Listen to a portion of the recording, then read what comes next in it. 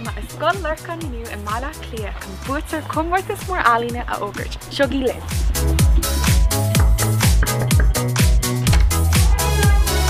Hello? Bhfuil sib, is mis Caitrín Ó Cúla4. Chuir sib seach ar Comórtas Ealaíne ar chur? Chur? Sis an buaiteoirí!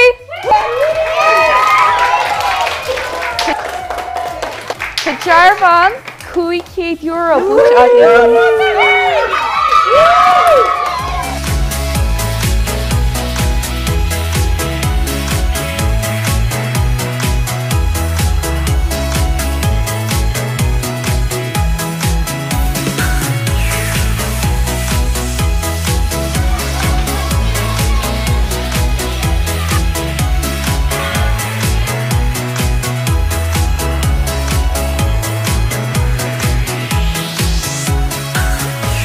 Tá cholach an na tríd hoodies all wiships ásta? Cé tháinig suas leis an smaoineamh go seo? Tháinig rang a héin ar fad suas le smútí agus rarnú mar an ceannas lear. Ítach ar fad. Agus cíomh go bhí sibh Lorcáin ar?